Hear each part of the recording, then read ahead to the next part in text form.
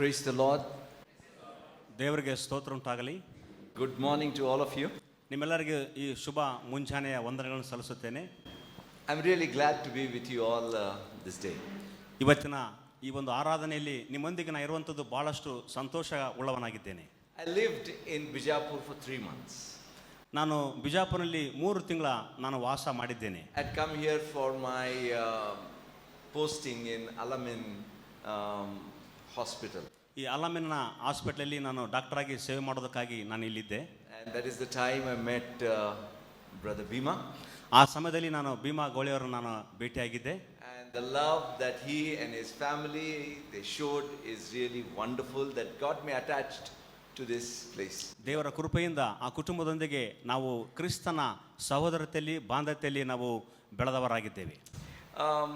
You know, what I want to share with you is something that has changed my life entirely. ಇವತ್ತು ನಾನು ನಿಮ್ಮೊಂದಿಗೆ ಹಂಚಿಕೊಳ್ಳುವಂಥ ವಿಷಯ ಏನಪ್ಪ ಅಂದರೆ ನನ್ನ ಜೀವನವನ್ನು ಬದಲಾಯಿಸಿದಂಥ ವಿಷಯದ ಬಗ್ಗೆ ನಾನು ಇವತ್ತು ನಿಮಗೆ ತಿಳಿಸಲು ಹೋಗ್ತಾ ಇದ್ದೇನೆ. And I am quite confident it will change your life. ನನಗೆ ನಂಬಿಕೆ ಭರವಸೆಯಿದೆ, ನನ್ನನ್ನು ಬದಲಾಯಿಸಿದಂಥ ದೇವರು ನಿಮ್ಮನ್ನು ಸಹ ಬದಲಾಯಿಸುತ್ತಾನೆ ಎಂಬುದಾಗಿ. See, there are many themes about which Bible talks. ಅನೇಕ ಒಂದು ತತ್ವಗಳ ಬಗ್ಗೆ ನೀತಿಗಳ ಬಗ್ಗೆ ಬೈಬಲ್ ನಮಗೆ ಹೇಳಿಕೊಡುತ್ತದೆ. One important theme in the Bible is fear. Bible ಇರುವಂಥ ಬಹಳಷ್ಟು ಪ್ರಾಮುಖ್ಯವಾದಂಥ ಒಂದು ತತ್ವ ನೀತಿ ವಿಷಯ ಏನಪ್ಪ ಅಂದರೆ ಭಯ. Now, what does fear do? ಈ ಭಯವು ನಮಗೆ ಏನು ಮಾಡುತ್ತದೆ? In simple words, ಅದನ್ನು ನಾವು ಸರಳವಾಗಿ ಹೇಳೋದಾದರೆ fear limits us. ಈ ಭಯವು ನಮಗೆ ಕಡಿವಾಣ ಹಾಕುತ್ತದೆ, ನಮ್ಮನ್ನು ನಿಲ್ಲಿಸುತ್ತದೆ. See, for example, ಒಂದು ಉದಾಹರಣೆ ಹೇಳೋದಾದರೆ, if you have fear of darkness, ನಿಮಗೆ ಕತ್ತಲೆಯ ಬಗ್ಗೆ ಭಯವಿದ್ದರೆ you don't want to go into place that is dark. ನೀವು ಕತ್ತಲಿರುವಂಥ ಸ್ಥಳದಲ್ಲಿ ಹೋಗಲು ಇಷ್ಟಪಡುವುದಿಲ್ಲ. Am I right? ಸರಿನಾ? Suppose you have fear of lizard.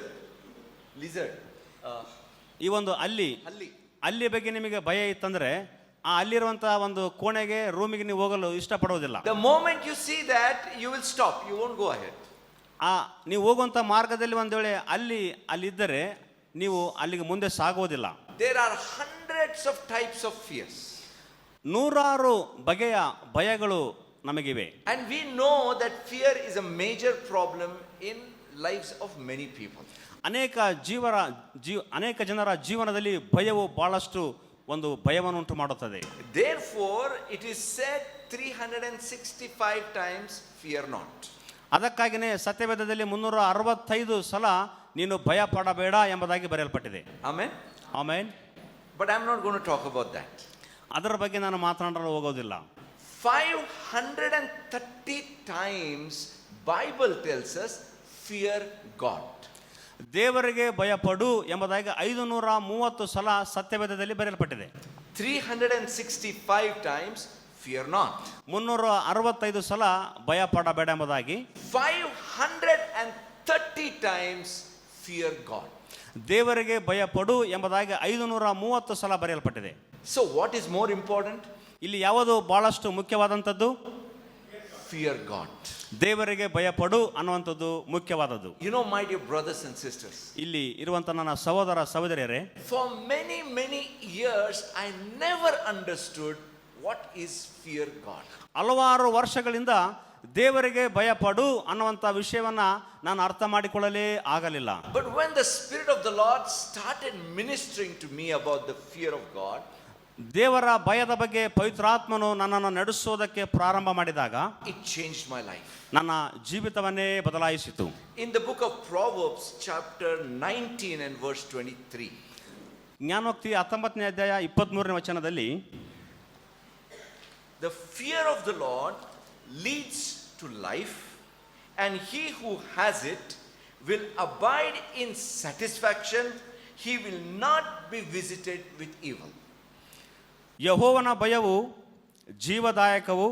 ಜ್ಞಾನೋಕ್ತಿ 19ನೇ ಅಧ್ಯಾಯ 23ನೇ ವಚನ. ಯೆಹೋವನ ಭಯವು ಜೀವದಾಯಕವು, ಭಯಭಕ್ತಿ ಉಳ್ಳವನು ತೃಪ್ತನಾಗಿ ನೆಲೆಗೊಳ್ಳುವನು, ಅವನಿಗೆ ಕೇಡು ಸಂಭವಿಸದು. See, first of all it says, when you have fear of the Lord, it will lead to life.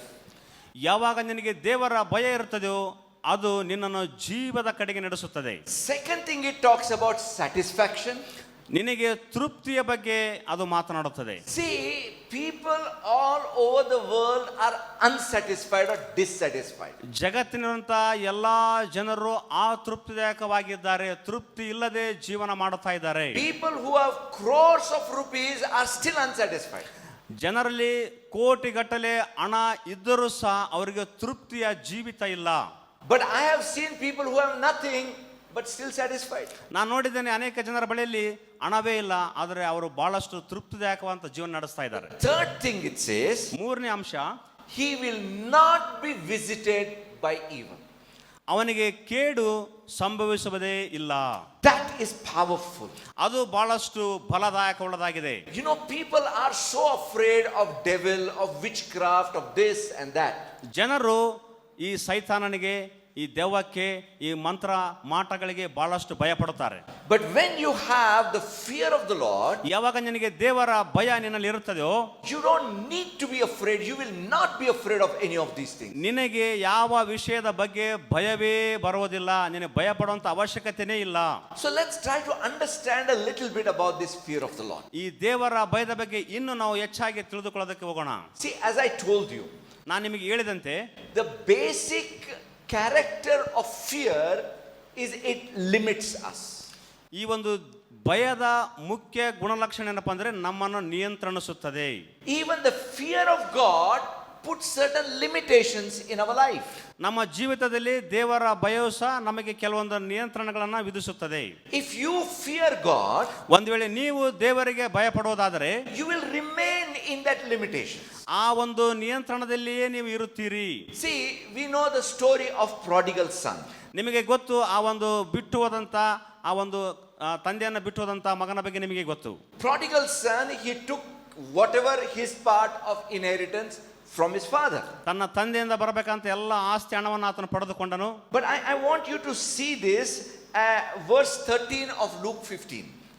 ಲೂಕನ ಬರೆದಂತ ಸುವಾರ್ತೆ 15ನೇ ಅಧ್ಯಾಯ 13ನೇ ವಚನ ನೋಡೋದಾದರೆ, And not many days after that, ಅನೇಕ the younger son gathered together and journeyed to a far country. ಆತನು ಅನೇಕ ದಿನಗಳಾದ ನಂತರ ತಂದೆಯಿಂದ ಎಲ್ಲ ಹಣ ಆಸ್ತಿಯನ್ನು ಪಡೆದುಕೊಂಡವನಾಗಿ ದೂರದ ದೇಶಕ್ಕೆ ಆತನು ಹೋದನು. See, he took the wealth, ಆತನ ಎಲ್ಲ ಸಂಪತ್ತನ್ನು ತೆಗೆದುಕೊಂಡನು, and he was still there close to his father.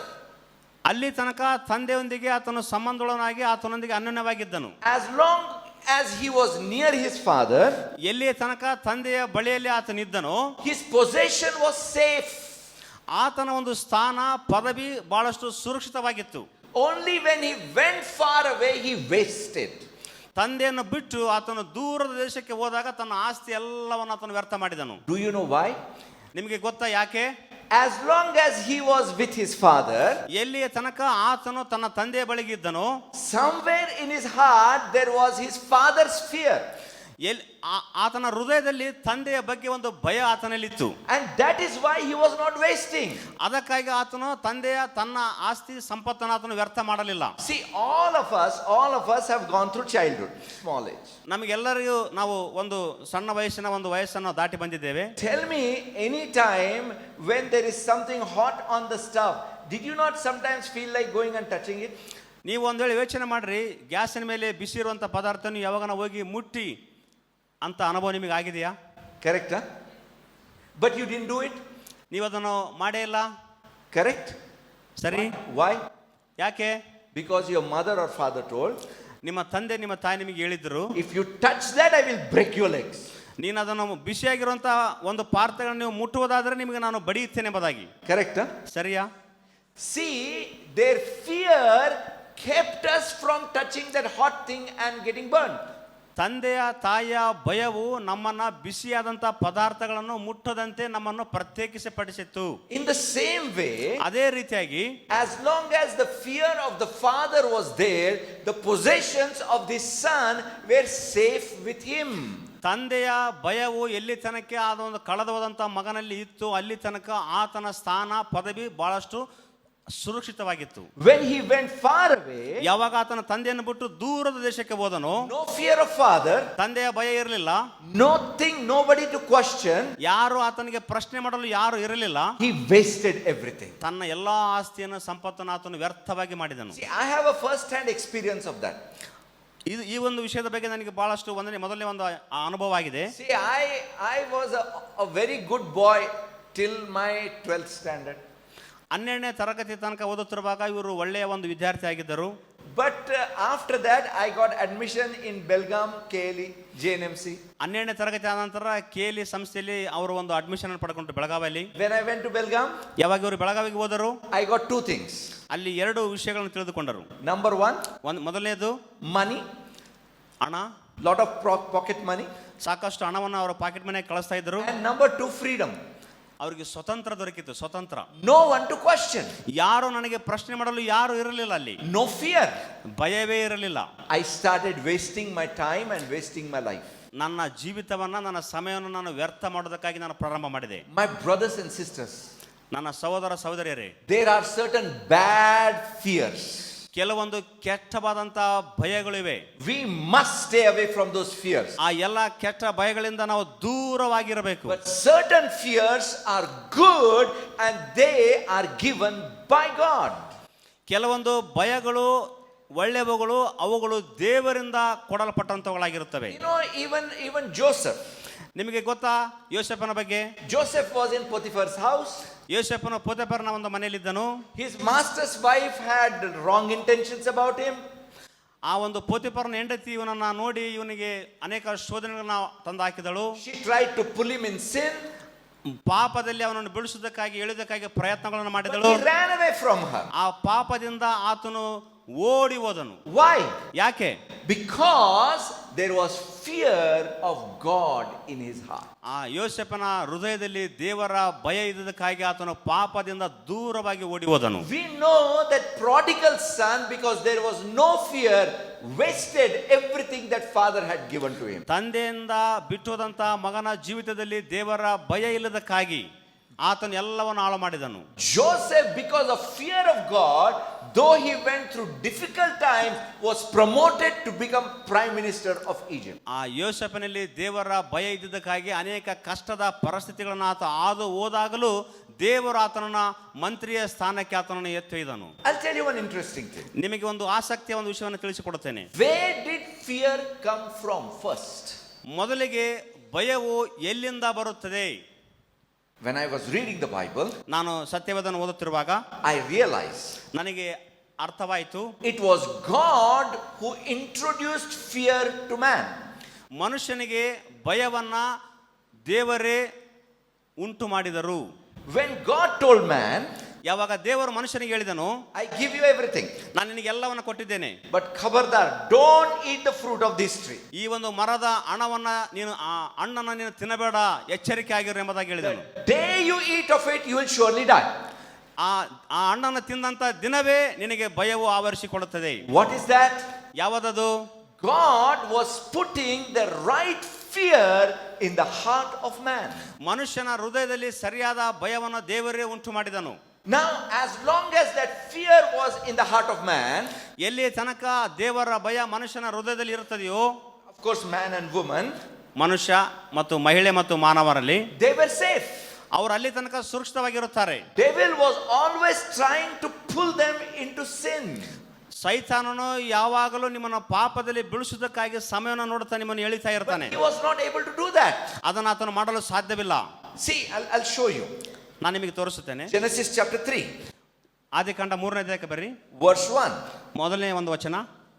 Now the serpent was more cunning than any beast of the field which the Lord God had made, and he said to woman, Has God indeed said, You shall not eat of every tree of the garden? And woman said to the serpent, We may eat of the trees of the garden, but of the tree of the but the fruit of the tree which is in the middle of the garden, God said, You shall not eat it, nor shall you touch it, lest you die. ಯೆಹೋವ ದೇವರು ಉಂಟು ಮಾಡಿದಂತೆ ಎಲ್ಲ ಭೂಜಂತುಗಳಲ್ಲಿ ಸರ್ಪ ಯುಕ್ತಿಯುಳ್ಳದಾಗಿತ್ತು. ಅದು ಸ್ತ್ರೀಯ ಬಳಿಗೆ ಬಂದು, ಏನವ್ವ, ತೋಟದಲ್ಲಿರುವ ಯಾವ ಮರದ ಹಣ್ಣನ್ನು ನೀವು ತಿನ್ನಬಾರದೆಂದು ದೇವರು ಅಪ್ಪಣೆ ಕೊಟ್ಟಿರುವುದು ನಿಜವೋ ಎಂದು ಕೇಳಲು ಸ್ತ್ರೀಯು, ತೋಟದಲ್ಲಿರುವಂಥ ಮರಗಳ ಹಣ್ಣುಗಳನ್ನು ನಾವು ತಿನ್ನಬಹುದು, ಆದರೆ ತೋಟದ ಮಧ್ಯದಲ್ಲಿರುವಂಥ ಈ ಮರದ ಫಲದ ವಿಷಯವಾಗಿ ಇದನ್ನು ತಿನ್ನಲು ಕೂಡದು, ಮುಟ್ಟಲು ಕೂಡದು, ತಿಂದರೆ ಸಾಯುವಿರಿ ಎಂದು ದೇವರು ಹೇಳಿದ್ದಾನೆ ಅಂದಳು. You see, Satan is trying to pull her. ಸೈತಾನನು ಆ ಅವಳನ್ನ ಪಾಪದಲ್ಲಿ ಬೀಳಿಸೋದಕ್ಕಾಗಿ ಆತನು ಎಳಿತಾ ಇದ್ದಾನೆ. But until this point, the woman is safe. ಇಲ್ಲಿ ತನಕ ಆ ಒಂದು ಸ್ತ್ರೀಯು ಸುರಕ್ಷಿತವಾಗಿದ್ದಳು. Because there is fear of God in her heart. ಅವಳ ಹೃದಯದಲ್ಲಿ ದೇವರ ಭಯ ಇತ್ತದಕ್ಕಾಗಿ ಆಕೆ ಸುರಕ್ಷಿತವಾಗಿದ್ದಳು. She is remembering God's warning.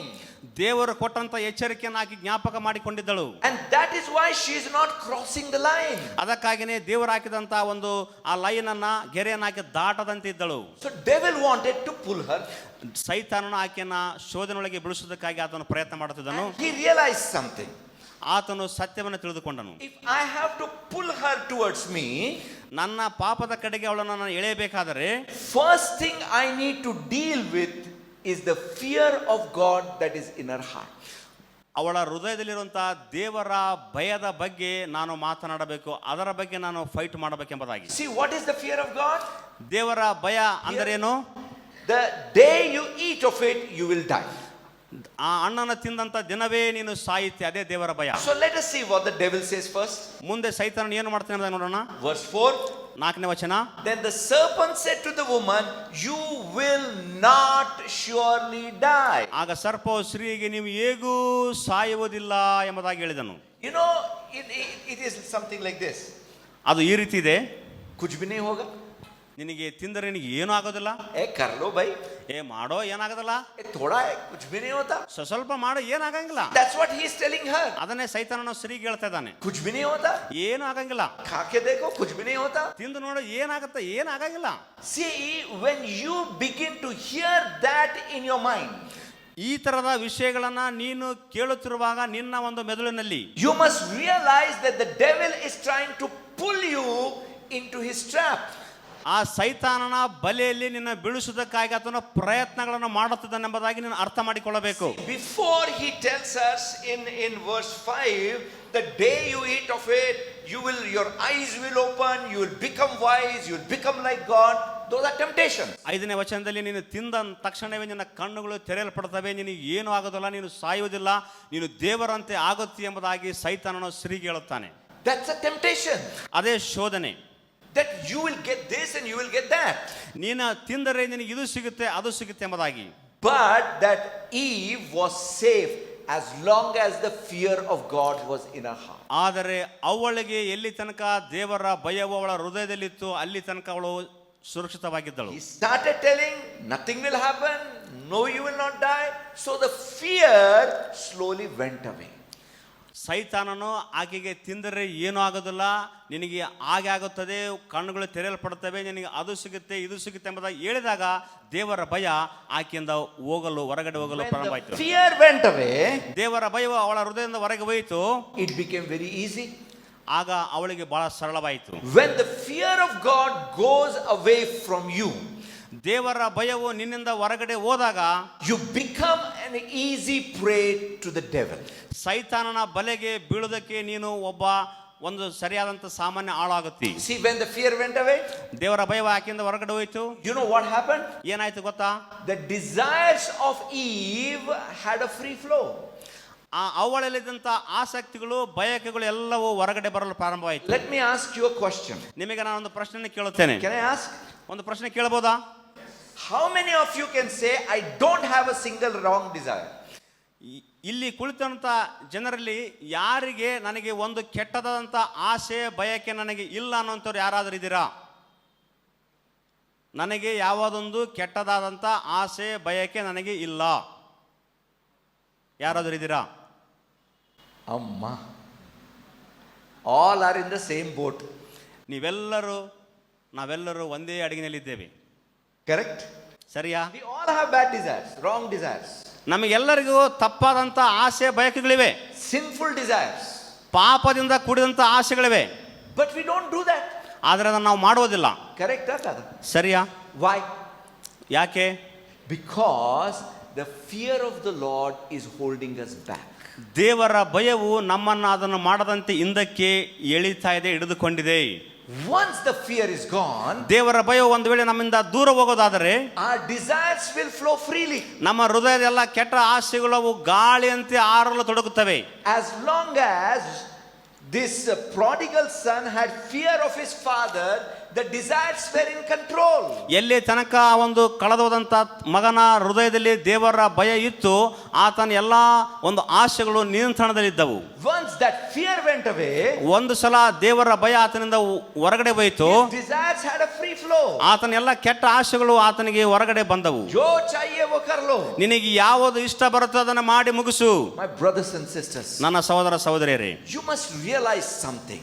ನೀನು ಕೆಲವೊಂದು ವಿಷಯಗಳನ್ನ ನೀನು ಅರ್ಥ ಮಾಡಿಕೊಳ್ಳಬೇಕಾಗಿದೆ. God tells no, ದೇವರು ನಿನಗೆ ಮಾಡಬೇಡ ಎಂಬುದಾಗಿ ಹೇಳುವುದಾದರೆ you must realize it is for our good. ಅದು ನನ್ನ ಒಳ್ಳೆಯದಕ್ಕಾಗಿ ಎಂಬುದಾಗಿ ನೀನು ಅರ್ಥ ಮಾಡಿಕೊಳ್ಳಬೇಕು. God's no is for our good. ದೇವರ ನೋ ಬೇಡ ಎನ್ನುವಂಥದ್ದು ಅದು ನಮ್ಮ ಒಳ್ಳೆಯದಕ್ಕಾಗಿಯೇ. We must trust God. ನಾವು ದೇವರ ಮೇಲೆ ನಂಬಿಕೆ ಇಡಬೇಕು. You know, once the fear went away from Eve, ಅವಳ ಹೃದಯದಿಂದ ದೇವರ ಭಯವು ಹೊರಗಡೆ ಬಂದಾಗ, and then she allowed her desires to flow, ಆಕೆ ಆ ಶಾಖಗಳನ್ನೆಲ್ಲ ಆಕೆ ತನ್ನ ಇಚ್ಛೆಯಂತೆ ಮಾಡೋದಕ್ಕಾಗಿ ಬಯಸಿದಳು. she fell into the trap of the devil. ಸೈತಾನನ ಬಲೆಯಲ್ಲಿ ಅವಳು ಬಿದ್ದಳು. Now after she ate the fruit, ಆ ಹಣ್ಣನ್ನು ತಿಂದ ಆದ ಮೇಲೆ God came, ದೇವರು ಬಂದನು. and God says, where are you? ನೀವು ಎಲ್ಲಿದ್ದೀರಿ ಎಂಬುದಾಗಿ ದೇವರು ಕೇಳ್ತಾ ಇದ್ದಾನೆ. Do you remember what Adam said? ನಿಮಗೆ ನೆನಪಿದೆಯಾ, ಗೊತ್ತಿದೆಯಾ ಆದಾಮನು ದೇವರಿಗೆ ಏನೆಂಬುದಾಗಿ ಉತ್ತರ ಕೊಟ್ಟನು? I was afraid. ನಾನು ಭಯಗೊಂಡಿದ್ದೇನೆ, That's why hiding from you. ಅದಕ್ಕಾಗಿ ನಿನ್ನಿಂದ ನಾನು ಬಚ್ಚಿಟ್ಟುಕೊಂಡಿದ್ದೇನೆ. You remember that? ನಿಮಗೆ ನೆನಪಿದೆಯಾ? Now listen carefully, my brothers and sisters. ನನ್ನ ಸಹೋದರ ಸಹೋದರಿ ಬಹಳಷ್ಟು ಜ್ಞಾಪಕದಿಂದ ಕೇಳಿಕೊಳ್ಳಿರಿ. As long as fear of God was in their heart, ಎಲ್ಲಿ ತನಕ ದೇವರ ಭಯ ಅವರ ಹೃದಯದಲ್ಲಿತ್ತು, death was away from them. ಪಾಪವು ಅವರಿಂದ ದೂರ ಇತ್ತು. Death was away from them. ಮರಣವು ಅವರಿಂದ ದೂರವಿತ್ತು. The moment the fear of God went away, ಯಾವಾಗ ದೇವರ ಭಯವು ಅವರ ಜೀವಿತದಿಂದ ಹೊರಗಡೆ ಹೋಯಿತು, fear of death came in. ಮರಣದ ಭಯವು ಅವರ ಜೀವಿತದೊಳಗೆ ನುಸುಳಿತು. You know, this is what I imagine. ನಾನು ಇದನ್ನ ಊಹಿಸಿಕೊಳ್ಳುತ್ತೇನೆ. See, devil was telling Eve, ಆ ಡೆವಿಲ್ ಸೈತಾನನು ಆ ಒಂದು ಅವಳಿಗೆ ಈ ರೀತಿ ಹೇಳ್ತಾ ಇದ್ದನು, khalo kuch bhi nahi hota. ತಿಂದು ಬಿಡು ಏನಾಗಂಗಿಲ್ಲ. And after she ate, ಆಕೆ ತಿಂದ ನಂತರ, you ate, no? ನೀ ತಿಂದಿಲ್ಲ, Now God will come and kill you. ದೇವರು ಬಂದು ಈಗ ನಿನ್ನನ್ನು ಕೊಲ್ಲುತ್ತಾನೆ. See, this is what the devil does. ಇದನ್ನೇ ಸೈತಾನನು ನಮ್ಮ ಜೀವಿತದಲ್ಲಿ ಮಾಡುತ್ತಾನೆ. Before you do anything wrong, ನೀನು ತಪ್ಪುಗಳನ್ನು ಮಾಡೋದಕ್ಕಿಂತ ಮುಂಚೆ he will tell you nothing will happen. ಏನಾಗಂಗಿಲ್ಲ, ಮಾಡಿ ನೋಡು, ಏನು ಆಗಂಗಿಲ್ಲ. But the moment you do something wrong, ನೀನು ಕೆಟ್ಟದನ್ನು ಮಾಡಿದ ತಕ್ಷಣವೇ he start accusing you. ಆತನು ಬಂದು ನಿನ್ನ ಮೇಲೆ ಫಿರ್ಯಾದಿಗಳನ್ನು ಹೇಳುತ್ತಾನೆ. ऐसा करे ना तुम, ನೀನು ಈ ರೀತಿ ಆ ರೀತಿ ಮಾಡಿದಲ್ಲ, गया काम से अभी. ದೇವರು ನಿನ್ನ ನೋಡಿಕೊಳ್ತಾನೆ, ಹೋಗು. How many of you have experienced that? ಇದನ್ನು ಎಷ್ಟು ಜನರಿಗೆ ನಿಮಗೆ ಅನುಭವ ಆಗಿದೆ? Come on, tell the truth. ಸತ್ಯವನ್ನೇ ಹೇಳಿರಿ. Everybody, I'm telling you, everybody, whether you lift your hand or not. ನೀವು ಕೈಗಳನ್ನ ಎತ್ತಿದ್ದೀರೋ ಇಲ್ಲ ನನಗೆ ಗೊತ್ತಿಲ್ಲ, ಆದ್ರೆ ನಾನು ಹೇಳ್ತೇನೆ, ಪ್ರತಿಯೊಬ್ಬರು ಈ ರೀತಿಯಾದ ಅನುಭವವನ್ನು ನಾವು ಹಾದು ಹೋಗಿದ್ದೇವೆ. Yes or no? See, we are in the same boat. ನಾವೆಲ್ಲರೂ ಒಂದೇ ಹಡಗಿನಲ್ಲಿ ಪ್ರಯಾಣ ಮಾಡ್ತಾ ಇದ್ದೇವೆ. Hallelujah. Hallelujah. See, my brothers and sisters, ನನ್ನ ಸಹೋದರ ಸಹೋದರಿಯರೇ, when the fear of death came in, ಅವ ಮರಣದ ಭಯ ಅವರಲ್ಲಿ ಬಂದಾಗ, God was away from them. ದೇವರು ಅವರಿಂದ ದೂರವಾದನು. See, God did not go away. ದೇವರು ದೂರ ಹೋಗಲಿಲ್ಲ, They kept themselves away from God. ದೇವರಿಂದ ಅವರು ದೂರವಾಗಿ ಇರೋದಕ್ಕಾಗಿ ದೂರವಾಗಿ ಹೋದರು. Fear of God kept death away. ದೇವರ ಭಯವು ಮರಣದ ಭಯದಿಂದ ಅವರನ್ನು ಪ್ರತ್ಯಕ್ಷಪಡಿಸಿತ್ತು. Fear of death kept God away. ಮರಣದ ಭಯವು ಅವರಿಂದ ದೇವರನ್ನು ದೂರ ಹೋಗುವಂತೆ ಮಾಡಿತು. My brothers and sisters, ನನ್ನ ಸಹೋದರ ಸಹೋದರರೇ, this is what I have realized. ಇದನ್ನೇ ನಾನು ಅರ್ಥ ಮಾಡಿಕೊಂಡಿದ್ದೇನೆ. As long as the fear of God is in your heart, ನಿಮ್ಮ ಹೃದಯಗಳಲ್ಲಿ ಎಲ್ಲಿ ತನಕ ದೇವರ ಭಯವು ಇರುತ್ತದೆಯೋ, no other fear will come near you. ಇನ್ನೊಂದು ಯಾವ ಭಯವು ನಿಮ್ಮನ್ನ ಭಯಗೊಳಿಸುವುದಿಲ್ಲ. Before any other fear comes in, ಇನ್ನೊಂದಾದ ಯಾವುದಾದರೂ ಭಯವು ಬರೋದಕ್ಕಿಂತ ಮುಂಚೆ fear of God has to go away. ದೇವರ ಭಯವು ನಿನ್ನಿಂದ ಹೋಗಬೇಕಾಗಿದೆ. Remember, we read in Proverbs chapter 19. ನಾವು ಓದಿಕೊಂಡೆವು ಈ ಜ್ಞಾನೋಕ್ತಿ ಅಧ್ಯಾಯದಲ್ಲಿ ನಿಮ್ಗೆ If you ನೆನಪಿದೆಯಾ? have the fear of the Lord, ದೇವರ ಭಯವು ನಿನ್ನಲ್ಲಿ ಇರುವುದಾದರೆ no evil will visit you. ಯಾವ ಕೇಡು ನಿನ್ನನ್ನ ಭೇಟಿ ಮಾಡುವುದಿಲ್ಲ. The devil was knocking at the door. ಸೈತಾನನು ಬಂದು ನಿಮ್ಮ ಮನೆಯ ಒಂದು ಕದವನ್ನು ಆತನು ಬಾರಿಸುತ್ತಾನೆ. As long as the fear of God was there, ನಿಮ್ಮಲ್ಲಿ ಎಲ್ಲಿ ತನಕ ದೇವರ ಭಯವು ಇರುತ್ತದೆಯೋ the devil was away. ಸೈತಾನನು ನಿಮ್ಮ ಕದದ ಹಿಂದಗಡೆ ಇರ್ತಾನೆ, ಹೊರಗಡೆ ಇರ್ತಾನೆ. The moment the fear of God went away, ನಿಮ್ಮ ಹೃದಯದಿಂದ ದೇವರ ಭಯ ಯಾವಾಗ ಹೋಗುತ್ತದೆಯೋ it was like opening the door to the devil. ಆಗ ಅದರ ಅರ್ಥ ಏನಪ್ಪ ಅಂದ್ರೆ ನೀವು ಸೈತಾನನಿಗೆ ನಿಮ್ಮ ಕದವನ್ನು ತೆರೆಯುವಂತೆ. You know, it is like Abel mujhe maar. If you understand that, it is like inviting, come beat me. ನನ್ನನ್ನು ಬಡಿಬೆರ್ರಿ, ನನ್ನನ್ನು ಒದಿಬೆರ್ರಿ, ನನ್ನನ್ನು ಕೊಲ್ಲಬೆರ್ರಿ ಎಂಬುದಾಗಿ ಅವರಿಗೆ ಆಹ್ವಾನ ಕೊಡುವಂಥದ್ದು. That's exactly what happened. ಅದೇ ಸರಿಯಾಗಿ ನಡೆಯುತ್ತದೆ. See, in the book of Hebrews chapter 2, ಇಬ್ರಿಯರಿಗೆ ಬರೆದ ಪತ್ರಿಕೆ 2ನೇ ಅಧ್ಯಾಯದಲ್ಲಿ verses 14 onwards, 14ನೇ ವಚನದ ಮೇಲೆ Bible tells us how we come in bondage. ನಾವು ಮರಣದ ಪಾಪದ ಬಂಧನದೊಳಗೆ ಹೇಗೆ ಬರುತ್ತೆ ಎಂಬುದಾಗಿ ನಮಗೆ ಸತ್ಯವೇದ ತಿಳಿಸಿಕೊಡುತ್ತದೆ. How we come under the control of the devil. ಸೈತಾನನ ನಿಯಂತ್ರಣದಲ್ಲಿ ನಾವು ಹೇಗೆ ಬರುತ್ತೆ ಎಂಬುದಾಗಿ ನಮಗೆ ಕಲಿಸಿಕೊಡುತ್ತದೆ. In as much then as the children have partaken of the flesh and blood, he himself likewise shared in the same, that through death he might destroy him who had the power of the death, that is the devil, and release those who through the fear of death were all their lifetime subject to bondage. ಇದಲ್ಲದೆ ಮಕ್ಕಳು ರಕ್ತ ಮಾಂಸಧಾರಿಗಳಾಗಿರೋದ್ರಿಂದ ಆತನು ಅವರಂತೆಯೇ ಆದನು. ತನ್ನ ಮರಣದಿಂದಲೇ ಮರಣಾಧಿಕಾರಿಯನ್ನು ಅಂದರೆ ಸೈತಾನನ್ನು ಅಡಗಿಸಿ ಬಿಡುವುದಕ್ಕೂ ಮರಣ ಭಯದ ದೆಸೆಯಿಂದ ತಮ್ಮ ಜೀವಮಾನದಲ್ಲೆಲ್ಲ ದಾಸತ್ವದೊಳಗಿದ್ದವರನ್ನು ಬಿಡಿಸುವುದಕ್ಕೂ ಅವರಂತೆ ರಕ್ತ ಮಾಂಸಧಾರಿಯಾದನು. How did they come under the bondage of the devil? ಹೇಗೆ ಅವರು ಸೈತಾನನ ಬಂಧನದ ನೊಗದಲ್ಲಿ ಅವರು ಬಂದರು? Through the fear of death. ಮರಣದ ಭಯದ ಮುಖಾಂತರವಾಗಿ. How did the fear of death come in? ಹೇಗೆ ಮರಣದ ಭಯ ಅವರಲ್ಲಿ ಬಂದಿತು? When the fear of God went away, the fear of death came in. ಅವರ ಜೀವಿತದಲ್ಲಿ ದೇವರ ಭಯವು ಹೊರಗಡೆ ಹೋದಾಗ ಮರಣದ ಭಯ ಅವರ ಜೀವಿತದಲ್ಲಿ I ಬಂದಿತು. want to challenge you, my brothers and sisters. Challenge you. ಸಹೋದರಿ ನಾನು ನಿಮಗೊಂದು ಸವಾಲನ್ನು ಹಾಕಲು ಇಷ್ಟಪಡುತ್ತೇನೆ. If you get in your heart the fear of God, ನಿಮ್ಮ ಹೃದಯದಲ್ಲಿ ದೇವರ ಭಯದಿಂದ ನೀವು ಇರುವುದಾದರೆ every other fear will be away. ಬೇರೆ ಎಲ್ಲ ಭಯಗಳು ನಿಮ್ಮನ್ನು ತಟ್ಟಲು ಸಾಧ್ಯವಿಲ್ಲ, ನಿಮ್ಮದು ಹೊರಗಡೆ ಇರ್ತವೆ. I have seen Christians afraid. ನಾನು ಬಹಳಷ್ಟು ಕ್ರೈಸ್ತರ ನೋಡಿದ್ದೇನೆ, ಅವರು ಭಯ ಪಡುವಂತ ಕ್ರೈಸ್ತರ ನೋಡಿದ್ದೇನೆ. All the time. ಎಲ್ಲಾ ಸಮಯಗಳಲ್ಲಿ ಭಯ ಪಡ್ತಾರೆ. Afraid of witchcraft. ಮಾಟ ಮಂತ್ರಗಳಿಗೆ ಭಯ ಪಡ್ತಾರೆ. Oh, somebody has done witchcraft. ಯಾರೊಬ್ರು ನನಗೆ ಮಾಟ ಮಂತ್ರ ಮಾಡಿದ್ರೆ ಎಂಬುದಾಗಿ ಭಯ ಪಡ್ತಾರೆ. So what? ಏನಾಯ್ತು? करने दो. ಅವ್ರು ಮಾಡಿದ್ರೆ ಮಾಡೋದು ಬಿಡೋರು, अपने को क्या फर्क पड़ता? ನಮಗೇನು ಪ್ರತ್ಯೇಕ ಆಗ್ತದೆ, ನಮಗೇನು ಬೇರೆ ಏನಾಗುತ್ತಾ? Amen. Amen. Loudly please. Amen. ಜೋರಾಗಿ ಹೇಳ್ರ ಆಮೇನ್. See, my brothers and sisters. ನೋಡ್ರಿ ನನ್ನ ಸಹೋದರ ಸಹೋದರಿಯರೇ, Bible tells me, ನನಗೆ ಸತ್ಯವೇದವು ಈ ರೀತಿ ಹೇಳುತ್ತದೆ, whoever blesses me will be blessed. ಯಾರೆಲ್ಲ ನನ್ನನ್ನು ಆಶೀರ್ವದಿಸ್ತಾರೋ ಅವರು ಆಶೀರ್ವದಿಸಲ್ಪಡ್ತಾರೆ. Amen. ಆಮೇನ್. Whoever curses me, ಯಾರೆಲ್ಲ ನನ್ನನ್ನು ನನಗೆ ಶಾಪ ಕೊಡ್ತಾರೋ ಅವರು ಶಾಪಕ್ಕೊಳಗಾಗುತ್ತೆ. do I need to curse? ನಾನು ಅವರಿಗೆ ಶಾಪ ಕೊಡಲು ನಾನು ಹೋಗಬೇಕಾ? No. ಕೊಡೋ ಅವಶ್ಯಕತೆ ಇಲ್ಲ. If someone curses me, ಯಾರಾದರೂ ಬಂದು ನನಗೆ ಶಾಪ ಕೊಡೋದಾದರೆ I should feel pity on that person. ಅವರ ಮೇಲೆ ನನ್ನ ದಯೆಯನ್ನು ತೋರಿಸಬೇಕು. अरे बेचारे को नहीं मालूम भाई, उसके ऊपर ही जाता वापस. ಆ ವ್ಯಕ್ತಿಗೆ ಗೊತ್ತಿಲ್ಲ ಏನು ಹೇಳಿದ್ದಾನೆ, ಆತನ ಮೇಲೆ ಬರುತ್ತೆ ಎಂಬುದಾಗಿ ನಾನು ಅನ್ಕೊಳ್ಬೇಕಾಗಿದೆ. Hallelujah. Hallelujah. If someone does witchcraft against me, ನನ್ನ ವಿರುದ್ಧವಾಗಿ ಯಾರಾದರೂ ಮಾಟ ಮಂತ್ರ ಮಾಡೋದಾದರೆ I don't even need to bother about it. ಅದರ ಬಗ್ಗೆ ನನ್ನ ತಲೆಯೇ ಕೆಡಿಸಿಕೊಳ್ಳಬಾರದು. That witchcraft will go back.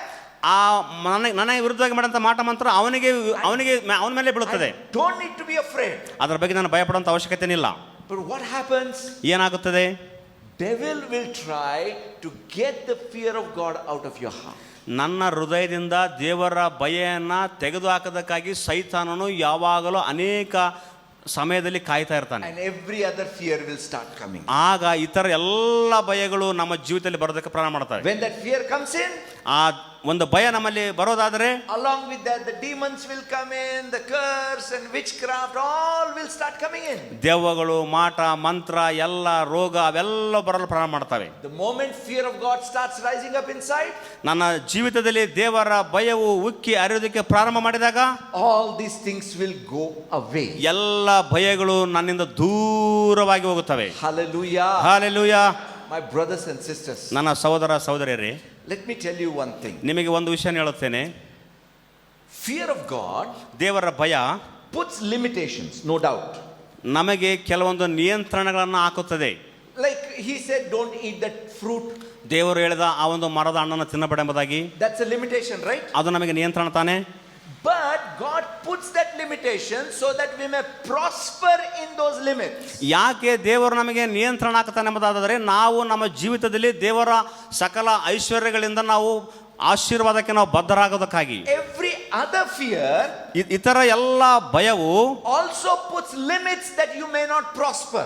ನೀನು ದೇವರ ಆಶೀರ್ವಾದಕ್ಕೆ ನೀನು ಬಾಧ್ಯತರಾಗಬಾರದೆಂಬುದಾಗಿ ನಿನಗೆ ನಿಯಂತ್ರಣ ಹಾಕುತ್ತದೆ. In God's limits you prosper.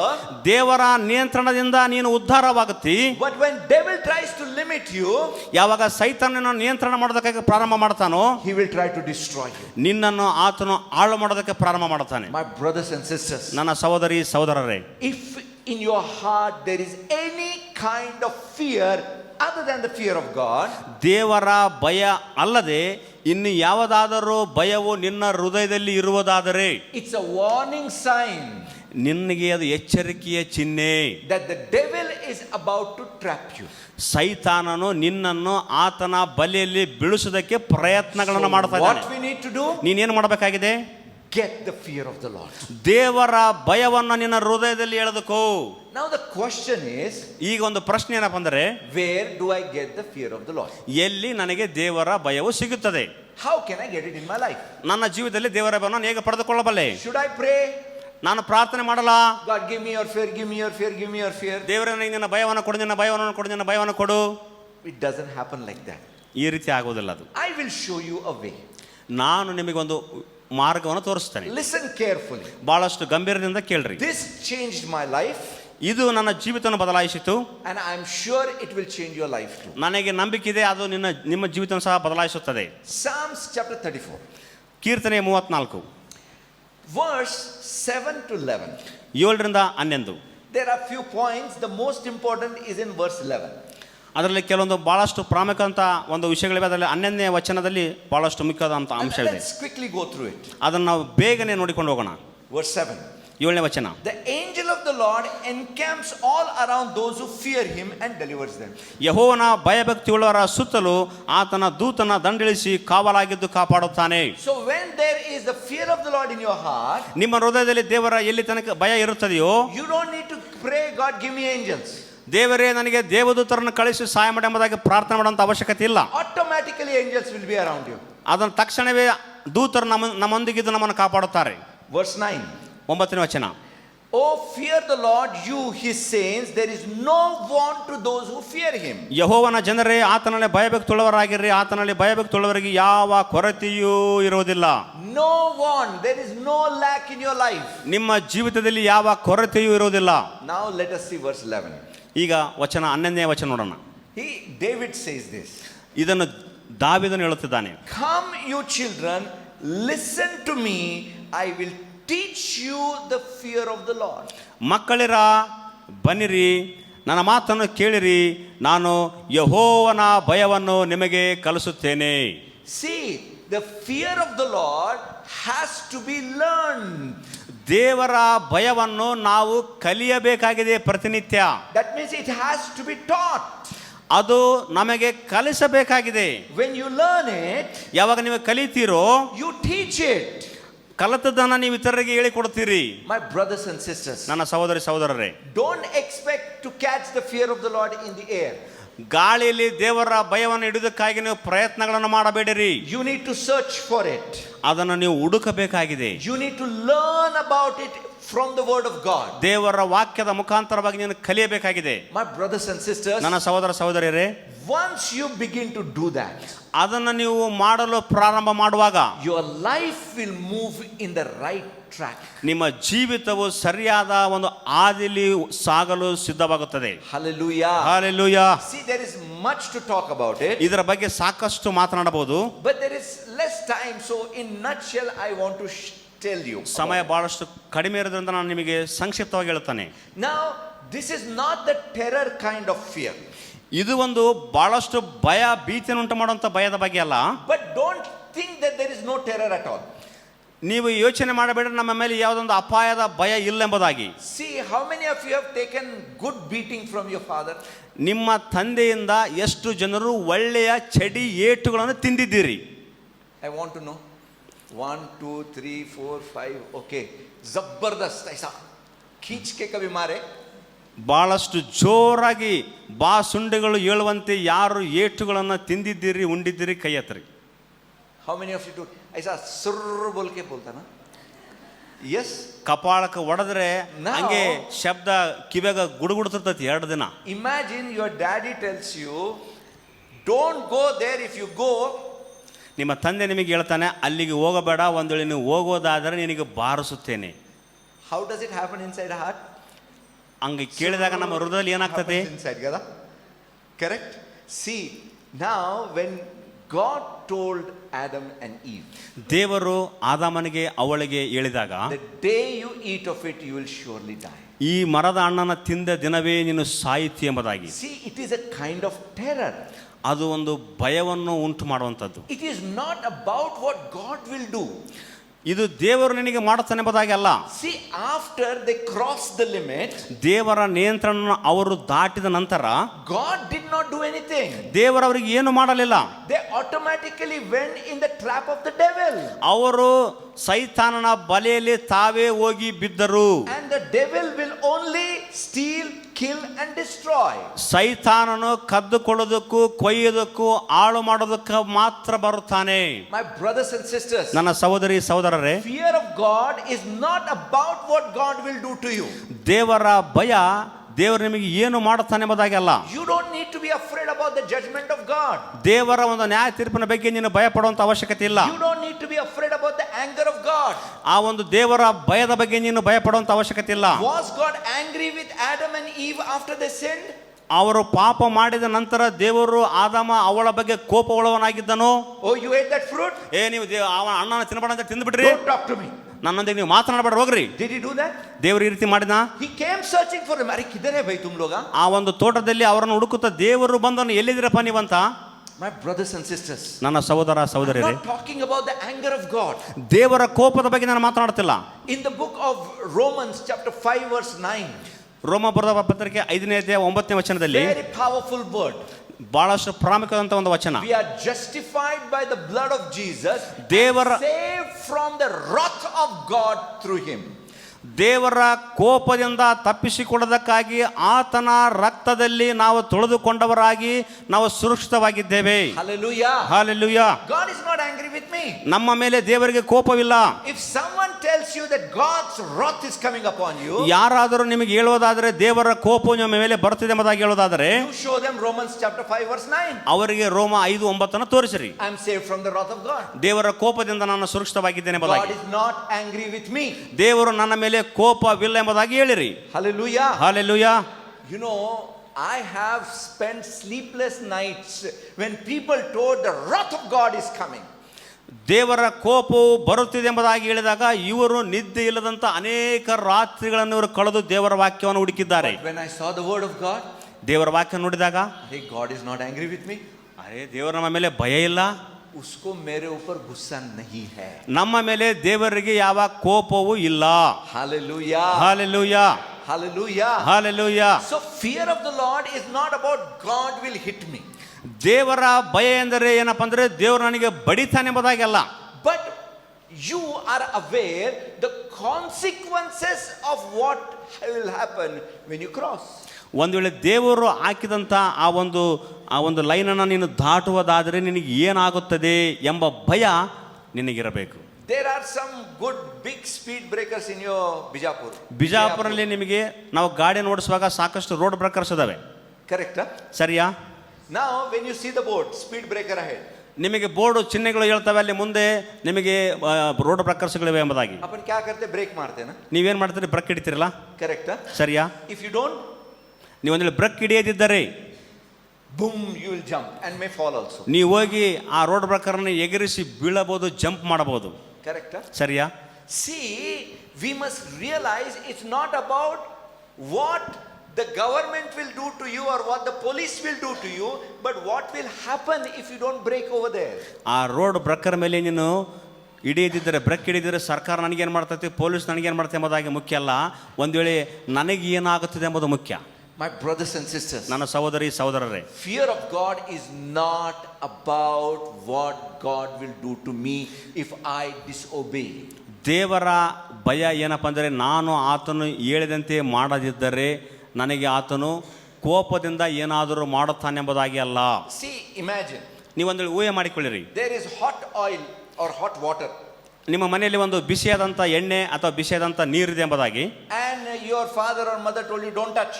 ನಿಮ್ಮ ತಂದೆ ತಾಯಿ ನಿಮಗೆ ಹೇಳ್ತಾರೆ ಅದನ್ನು ಮುಟ್ಟಬೇಡ್ರಿ ಎಂಬುದಾಗಿ. But you want to know and you put your hand inside. ನಾನು ಕೈ ಹಾಕಿ ನೋಡಬೇಕೆಂಬುದಾಗಿ ನೀನು ನೋಡುವುದಾದರೆ what will happen to hand? ಆ ಕೈಗೆ ಏನಾಗುತ್ತದೆ? Now, is your father or mother guilty?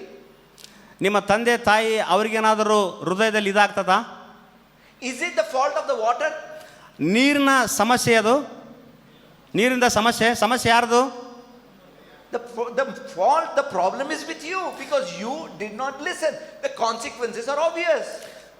ತಂದೆ ತಾಯಿಗಳು ಹೇಳಿದಂಥ ಎಚ್ಚರಿಕೆ ಮಾತುಗಳನ್ನು ನೀನು ಕೇಳಲಿಲ್ಲ. ನೀರಿಂದ ಸಮಸ್ಯೆ ಅಲ್ಲ, ಸಮಸ್ಯೆ ನಮ್ಮಲ್ಲಿದೆ. My brothers and sisters, ನನ್ನ ಸಹೋದರಿ ಸಹೋದರರೇ, you must learn the fear of the Lord. ನೀವು ದೇವರ ಭಯವನ್ನ ನೀವು ಪ್ರತಿನಿತ್ಯ ಕಲಿಯಬೇಕು. There are many angles to that. ಸಾಕಷ್ಟು ಒಂದು ವಿಷಯಗಳಿವೆ, but I want to explain just one very important angle today. ಅದರಲ್ಲಿ ಒಂದು ವಿಷಯವನ್ನು ಮಾತ್ರ ನಾನು ತಿಳಿಸಲು ಬಯಸುತ್ತೇನೆ. One of the first mentions of the fear of the Lord, ಮೊದಲಿಗೆ ದೇವರ ಭಯದ ಬಗ್ಗೆ ಎಲ್ಲಿ ಬರೆಯಲ್ಪಟ್ಟಿದೆ ಅಂದರೆ is in the book of Genesis chapter 22. ಆದಿಕಾಂಡ 22ನೇ ಅಧ್ಯಾಯದಲ್ಲಿ. This is where Abraham offers his son Isaac. ಅಬ್ರಾಮನು ತನ್ನ ಮಗನಾದಂಥ ಈಸಾಕನನ್ನು ದೇವರಿಗೆ ಆತನು ಸಜೀವ ಯಜ್ಞವಾಗಿ ಬಲಿ ಕೊಡೋದಕ್ಕಾಗಿ ಹೋಗ್ತಾ ಇದ್ದಾನೆ. When he is about to kill him, ತನ್ನ ಮಗನನ್ನು ಆತನು ಕೊಲ್ಲೋದಕ್ಕಾಗಿ ಪ್ರಾರಂಭ ಮಾಡುವಾಗ the angel comes. ದೇವದೂತನು ಬಂದು, verse 12, 12ನೇ ವಚನ, and he said, do not lay your hand on the lad or do anything to him, for now I know that you fear God. ನಿನ್ನ ಮಗನ ಮೇಲೆ ಯಾವ ಹಾನಿಯನ್ನು ಮಾಡಬೇಡ, ನನಗೆ ಗೊತ್ತಾಯಿತು ನೀನು ದೇವರಿಗೆ ಭಯಪಡುವಂತ ಮನುಷ್ಯ ಎಂಬುದಾಗಿ. See, God is not talking about faith of Abraham here. ಇಲ್ಲಿ ದೇವರು ಅಬ್ರಾಮನ ನಂಬಿಕೆ ಬಗ್ಗೆ ಮಾತನಾಡುತ್ತಿಲ್ಲ. Not even about the obedience of Abraham. ಅಬ್ರಾಮನ ವಿಧೇಯತೆ ಬಗ್ಗೆ ಮಾತನಾಡ್ತಾ ಇಲ್ಲ. He is talking about, now I know that you fear God. ನನಗೆ ಈಗ ಗೊತ್ತಾಯಿತು ನಿನಗೆ ದೇವರ ಭಯ ಇದೆ ಎಂಬುದಾಗಿ. See, in this incident is hidden a secret about how can I fear God. ಈ ಒಂದು ವಿಷಯದಲ್ಲಿ ಒಂದು ರಹಸ್ಯವಾದಂಥ ವಿಷಯ ಅಡಗಿಸಲ್ಪಟ್ಟಿದೆ, ನಾನು ಹೇಗೆ ದೇವರಿಗೆ ಭಯ ಪಡಬಹುದು ಎಂಬುದಾಗಿ. See, to understand the fear of the Lord, ದೇವರ ಭಯವನ್ನು ನೀನು ಅರ್ಥ ಮಾಡಿಕೊಳ್ಳಬೇಕಾದರೆ first you need to understand worship. ಮೊದಲು ನೀನು ಆರಾಧನೆ ಮಾಡೋದ್ರ ಬಗ್ಗೆ ನೀನು ಅರ್ಥ ಮಾಡಿಕೊಳ್ಳಬೇಕು. Because without understanding worship you cannot understand the fear of the Lord. ದೇವರ ಆರಾಧನೆಯನ್ನು ಅರ್ಥ ಮಾಡಿಕೊಳ್ಳದೆ ದೇವರ ಭಯವು ನಿನಗೆ ಅರ್ಥ ಆಗುವುದಿಲ್ಲ.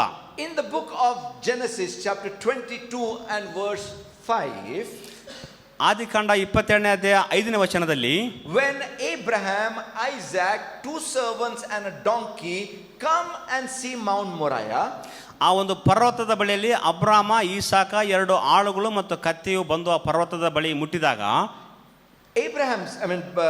what Bible says is, ಇಲ್ಲಿ ಬೈಬಲ್ ನಮಗೆ ಏನು ಹೇಳ್ತದೆ ಎಂಬುದಾಗಿ ಹೇಳೋದು, Abraham said that the servants and the donkeys stay here, we will go worship and come back. ನಮ್ಮ ಸೇವಕರೇ, ಕತ್ತೆಗಳೇ, ನೀವು ಇಲ್ಲೇ ಇರ್ರಿ, ನಾವು ಪರ್ವತದ ಮೇಲೆ ಹೋಗಿ ದೇವರನ್ನು ಆರಾಧನೆ ಮಾಡಿ ತಿರುಗಿ ಬರುತ್ತೇವೆ ಎಂಬುದಾಗಿ ಅಬ್ರಾಮ ಹೇಳಿದನು. So what was Abraham going to do there? ಅಲ್ಲಿ ಅಬ್ರಾಮನು ಏನು ಮಾಡಲು ಹೋಗ್ತಾ ಇದ್ದಾನೆ? Worship, ಆರಾಧನೆ. See, according to Abraham, ಅಬ್ರಾಮನ ಪ್ರಕಾರವಾಗಿ offering his son Isaac was worship. ತನ್ನ ಮಗನನ್ನೇ ದೇವರಿಗೆ ಸಮರ್ಪಣೆ ಮಾಡುವಂಥದ್ದು ದೇವರಿಗೆ ಆರಾಧನೆ ಮಾಡಿದಂತೆ. Now in 8th verse, 8ನೇ ವಚನದಲ್ಲಿ Isaac asks him a question. ಈಸಾಕನು ತಂದೆಗೆ ಒಂದು ಪ್ರಶ್ನೆ ಕೇಳ್ತಾ ಇದ್ದಾನೆ. We have everything, ನಮಗೆ ಎಲ್ಲ ಇಲ್ಲಿದೆ, but where is the lamb? ಎಲ್ಲಿದೆ ಕುರಿ? ದೇವರಿಗೆ ಬಲಿ ಕೊಡೋದಕ್ಕಾಗಿ ಎಲ್ಲಿದೆ ಕುರಿ? And what Abraham says? ಅಬ್ರಾಮನ್ ಏನು ಹೇಳುತ್ತಾನೆ? In English, it is very nice and beautiful. ಇಂಗ್ಲಿಷ್ನಲ್ಲಿ ಬಹಳಷ್ಟು ಸುಂದರವಾಗಿದೆ, I ಅರ್ಥಗರ್ಭಿತವಾಗಿದೆ. don't know how it is in Kannada. ಕನ್ನಡದಲ್ಲಿ ಹೇಗಿದೆ ನನಗೆ ಗೊತ್ತಿಲ್ಲ. This is what it says. ಇಂಗ್ಲಿಷ್ನಲ್ಲಿ ಈ ರೀತಿ He ಹೇಳುತ್ತದೆ, said, my son, ನನ್ನ ಮಗನೇ, God will provide for himself. ಆತನಿಗಾಗಿ ದೇವರ ಕುರಿಮರಿಯನ್ನು ಒದಗಿಸಿ ಕೊಡುತ್ತಾನೆ ಎಂಬುದಾಗಿ ಇಂಗ್ಲಿಷ್ನಲ್ಲಿ ಬರೆಯಲ್ಪಟ್ಟಿದೆ. God will provide for himself.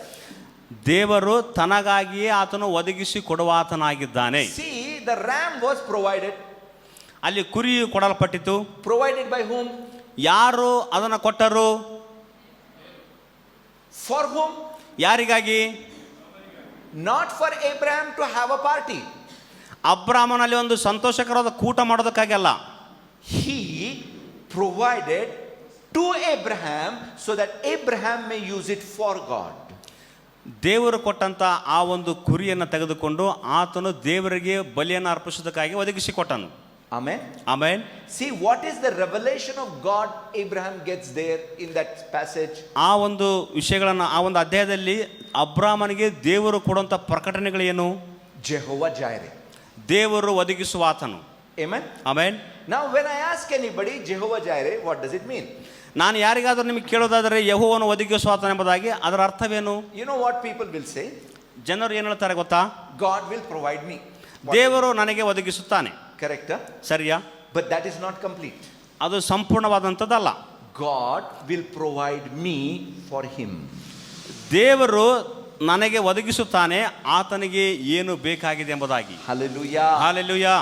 See, God provided Isaac to Abraham. ಅಬ್ರಾಮನಿಗೆ ದೇವರು ಈಸಾಕನನ್ನು ಕೊಟ್ಟನು. Correct? ಸರಿಯಾ? For whom? ಯಾರಿಗಾಗಿ? For Abraham's purpose or God's purpose? ಅಬ್ರಾಮನ ಉದ್ದೇಶಕ್ಕಾಗಿಯೋ ಅಥವಾ ದೇವರ ಉದ್ದೇಶಕ್ಕಾಗಿಯೋ? Amen. Amen. So, see, you know,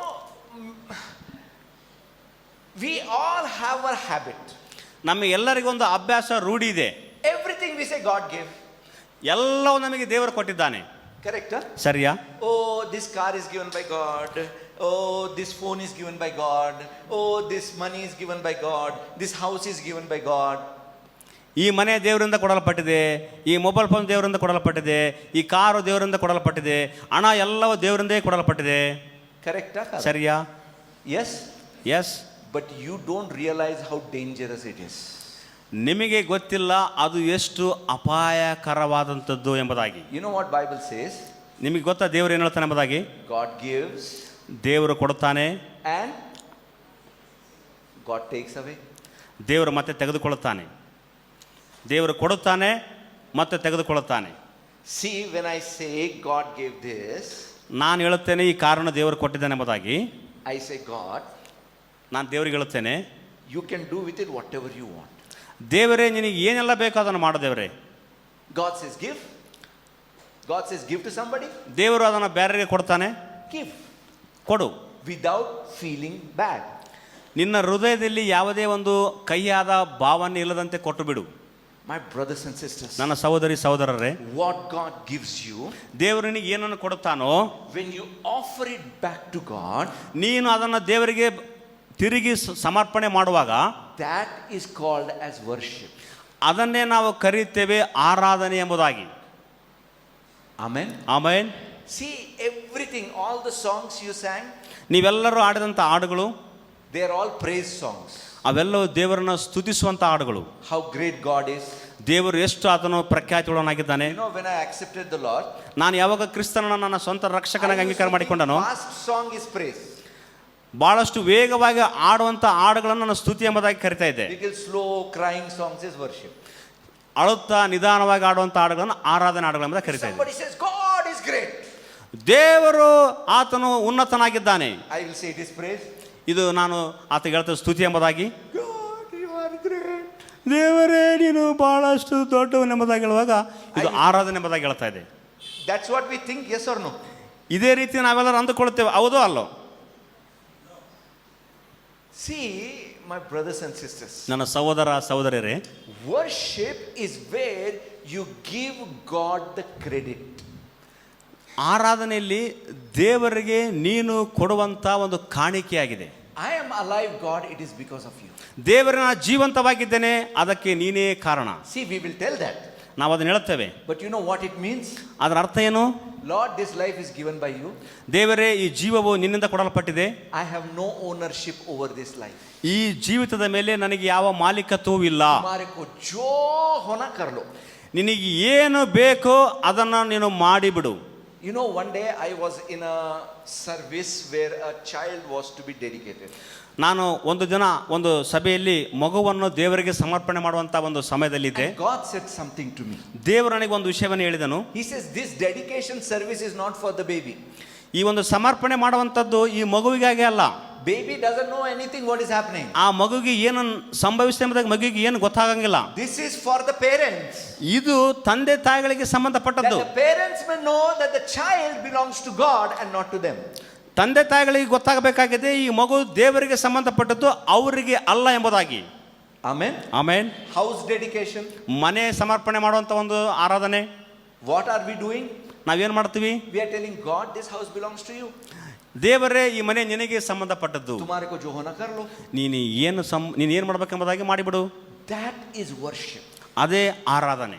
Listen very carefully, my brothers and sisters. ಬಹಳಷ್ಟು ಗಮನವಿಟ್ಟು ಕೇಳ್ರಿ ನನ್ನ ಸಹೋದರ ಸಹೋದರಿಯರೇ. When you know who is your source, ಯಾವಾಗ ನೀನು ಅರ್ಥ ಮಾಡಿಕೊಳ್ಳುತ್ತೀಯೋ ನಿನ್ನ ಜೀವಿತಕ್ಕೆ ಮೂಲ ಯಾರೆಂಬುದಾಗಿ, you will worship him. ಆತನನ್ನು ನೀವು ಆರಾಧನೆ ಮಾಡುತ್ತೀರಿ. If you think that your boss is giving you money, ನೀವು ಒಂದು ವೇಳೆ ಅನ್ಕೊಳ್ಳೋದಾದ್ರೆ ನಿಮ್ಮ ಕೆಲಸ ಮಾಡುವಂತ ಬಾಸ್ ನಿಮಗೆ ಹಣ ಕೊಡ್ತಾನೆ ಎಂಬುದಾಗಿ ಹೇಳೋದಾದ್ರೆ, उसका हजर जबा भी करते, फुल उसको उसका इस वर्शिप करते. ಆತನನ್ನೇ ಆರಾಧನೆ ಮಾಡಿ ಕಂಡಾಗೆಲ್ಲ ಎರಡು ಕೈ ಮುಗಿದು ನಮಸ್ಕಾರ ಮಾಡಿ ಸಾಷ್ಟಾಂಗ ನಮಸ್ಕಾರ ಸಹ ಆಗ್ತೀವಿ. But when you know God is your source, ಯಾವಾಗ ನೀನು ಅರ್ಥ ಮಾಡಿಕೊಳ್ಳುತ್ತೀಯೋ ದೇವರು ನಿನಗೆ ಎಲ್ಲದಕ್ಕೆ ಮೂಲ ಎಂಬುದಾಗಿ, you will worship him. ಆತನ ನೀವು ಆರಾಧನೆ ಮಾಡ್ತೀರಿ. Hallelujah. Hallelujah. Now listen carefully. ಬಹಳಷ್ಟು ಗಮನವಿಟ್ಟು ಕೇಳ್ರಿ. But when you understand why he has become your source, ಯಾವಾಗ ನೀನು ಅರ್ಥ ಮಾಡಿಕೊಳ್ಳುತ್ತೀಯೋ ಯಾಕೆ ಆತನು ನಿನ್ನ ಜೀವದ ಮೂಲವಾಗಿದ್ದಾನೆ ಎಂಬುದಾಗಿ, you will fear him. ಆತನಿಗೆ ನೀನು ಭಯ ಪಡುತ್ತಿ. See, it's something like this. ಅದು ಈ ರೀತಿ ಇದೆ. See, if I give my son money, ನನ್ನ ಮಗನಿಗೆ ನಾನು ಹಣ ಕೊಡೋದಾದರೆ, he said, take this 100 rupees. ಈ 100 ರೂಪಾಯಿ ತೆಗೆದುಕೊಂಡು ಹೋಗು. He said, thank you, daddy. ನನಗೆ ವಂದನೆಗಳು ತಂದೆ ಎಂಬುದಾಗಿ ಆತ ಹೇಳ್ತಾನೆ. But when I tell him that take this 100 rupees for petrol, ಈ 100 ರೂಪಾಯಿ ತೆಗೆದುಕೊಂಡು ಪೆಟ್ರೋಲ್ ಹಾಕ್ಸು ಎಂಬುದಾಗಿ ನಾನು ಹೇಳುವಾಗ, what happens now? ಅವಾಗ ಮಗನಿಗೆ ಏನಾಗುತ್ತದೆ? 100 rupees in his possession, ಆತನ ಒಂದು ಕೈಯಲ್ಲಿ 100 ರೂಪಾಯಿ ಇದೆ. but the use of that 100 is limited by what I told. ನಾನು ಆತನಿಗೆ ಏನನ್ನು ಹೇಳಿದೆನೋ ಅದನ್ನು ಉಪಯೋಗ ಮಾಡುವಂತ ಆ ಒಂದು ಮಾರ್ಗದಲ್ಲಿ ನಿಯಂತ್ರಣ ಬಿತ್ತು. Are you getting my point? ನನ್ನ ವಿಷಯ ನಿಮಗೆ ಅರ್ಥ ಆಗ್ತಿದೆಯಾ? Yes. Suppose you get 1 lakh rupees.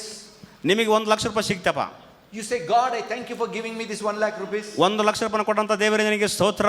You acknowledge that God gave you that 1 lakh rupees. ದೇವರೇ ನೀನೇ ಕೊಟ್ಟಿದ್ದೆಂಬುದಾಗಿ ನೀನು ಅದನ್ನು ಅರಿಕೆ ಮಾಡಿದಿ. But God says, I gave you this 1 lakh rupees so that you may give it to the church. ನಾನು ನಿನಗೆ 1 ಲಕ್ಷ ರೂಪಾಯಿ ಯಾಕೆ ಕೊಟ್ಟಿನ ಎಂಬುದಾಗಿ ಹೇಳೋದಾದ್ರೆ, ಆ 1 ಲಕ್ಷ ರೂಪಾಯಿ ತಗೊಂಡು ಚರ್ಚಿಗೆ ಸಭೆಗೆ ಕೊಟ್ಟು ಬಿಡು.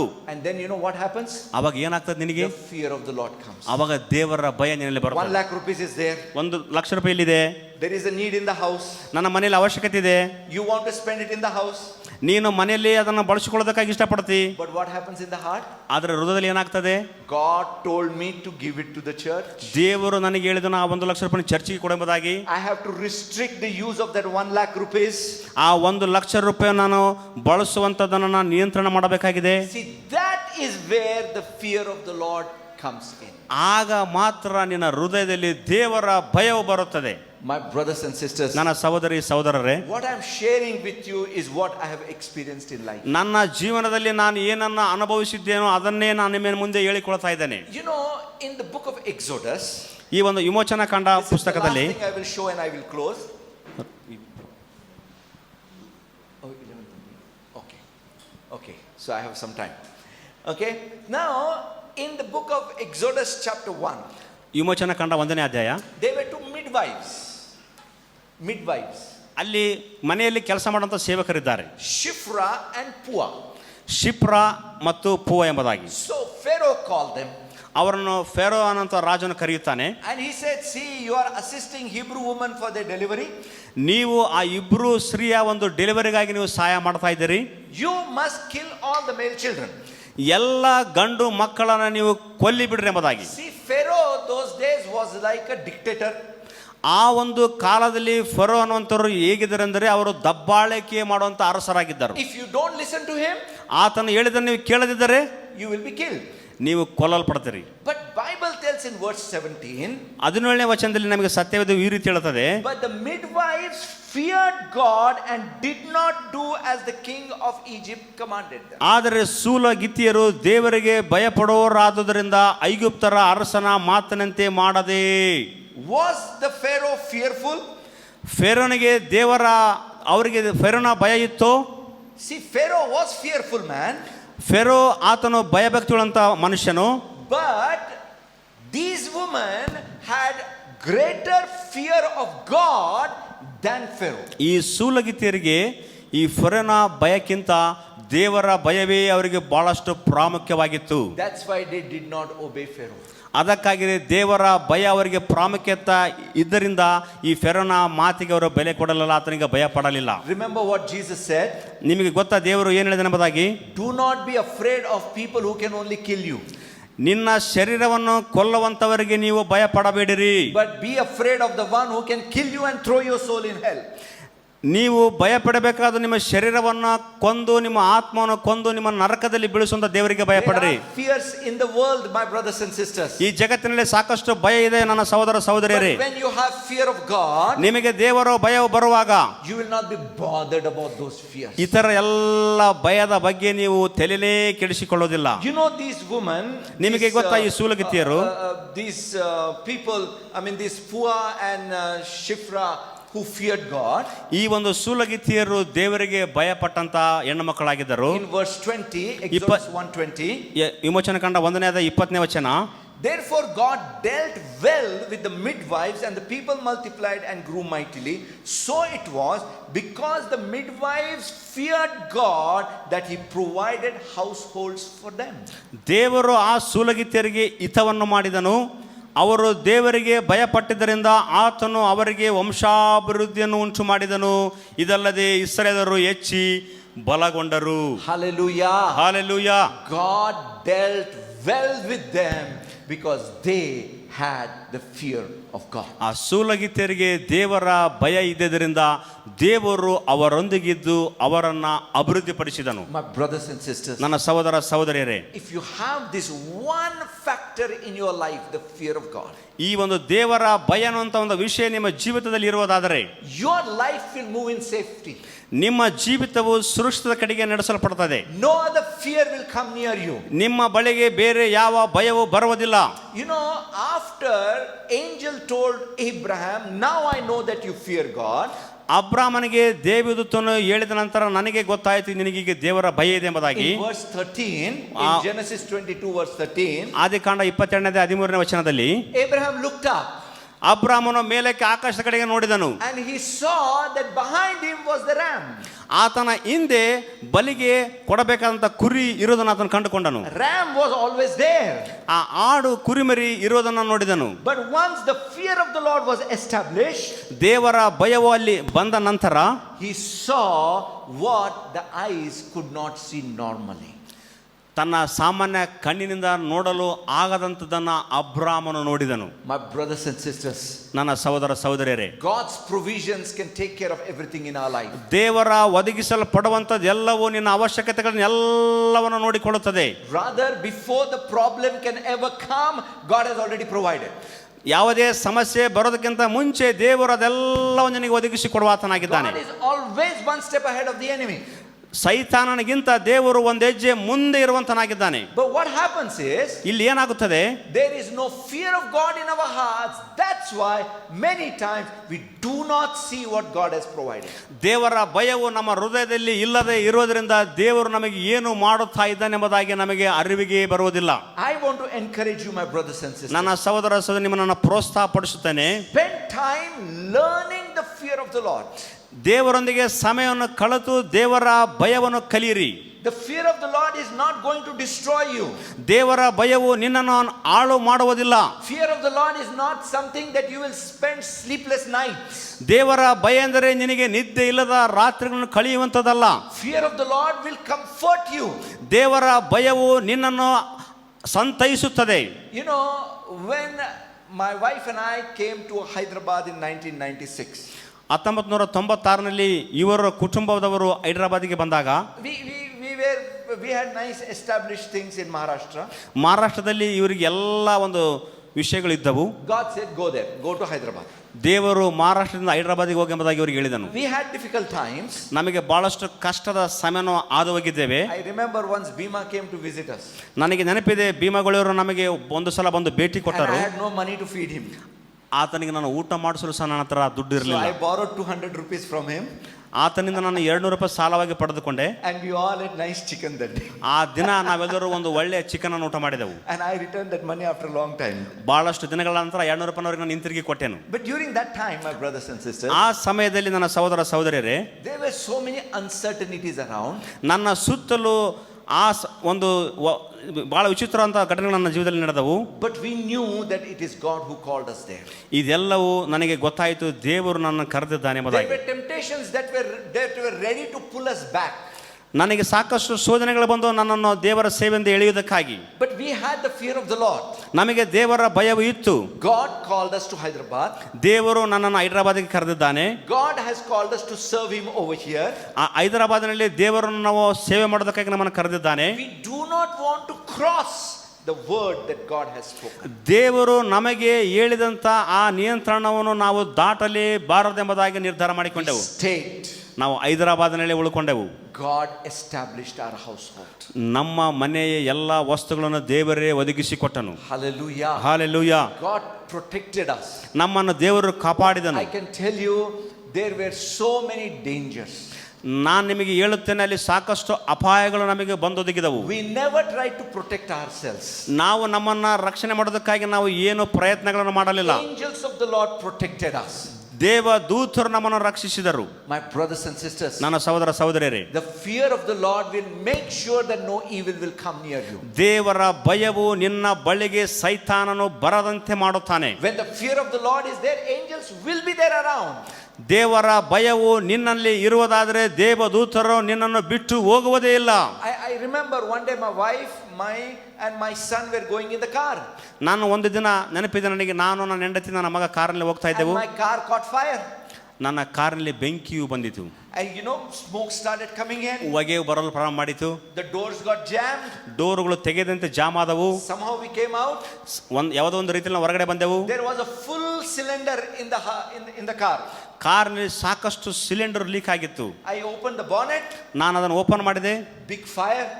ಬಹಳಷ್ಟು ಬೆಂಕಿ We ಬಂದಿತ್ತು. didn't know what to do. ನಾವು ಏನು ಮಾಡೋಕೆ ಗೊತ್ತಾಗಲಿಲ್ಲ. Suddenly 10-15 people came from nowhere. ತಕ್ಷಣವೇ 10-15 ಜನ ನಮ್ಮ ಬಳಿಗೆ ಬಂದರು. They all came with plastic covers in their hand. Plastic ಕವರಿಂದ ಅವರು ಬಂದರು.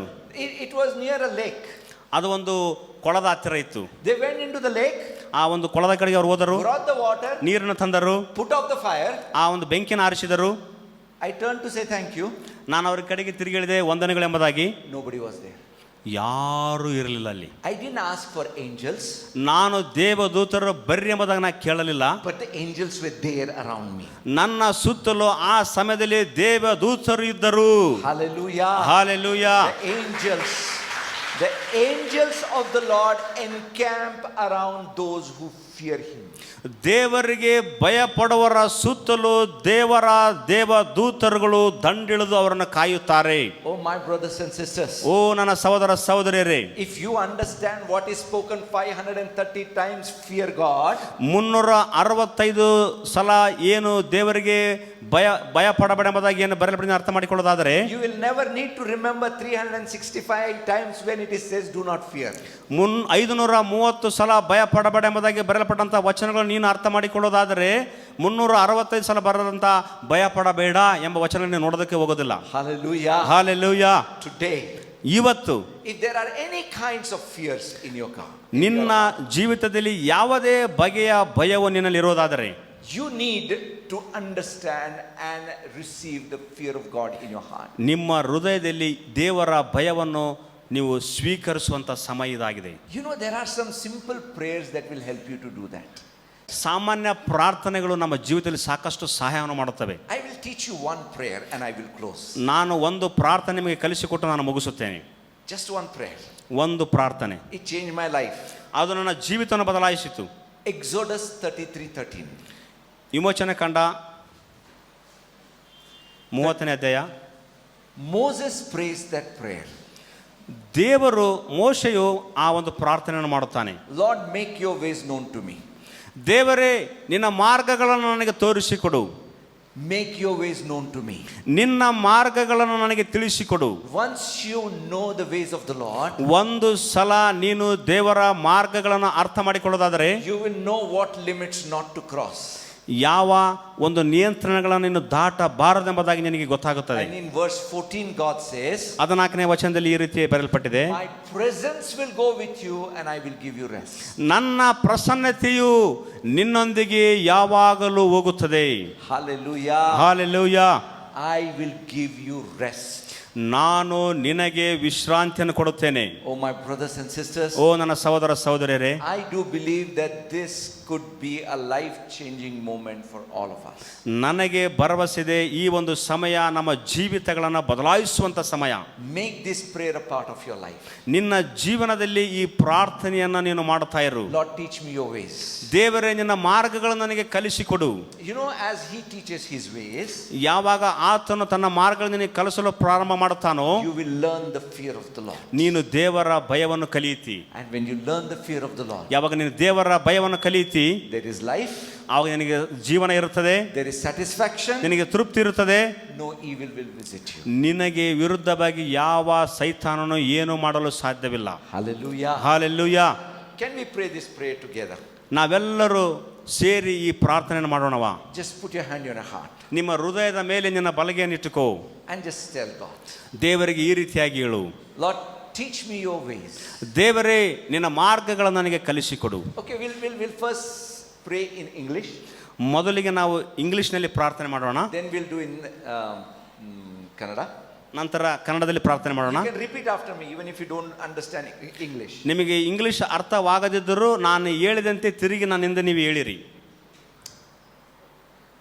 God, teach me your ways that I may learn to fear you. In Jesus' name. Amen. ದೇವರೇ ದೇವರೇ ನಿನ್ನ ಮಾರ್ಗಗಳನ್ನು ನನಗೆ ತಿಳಿಸಿಕೊಡು.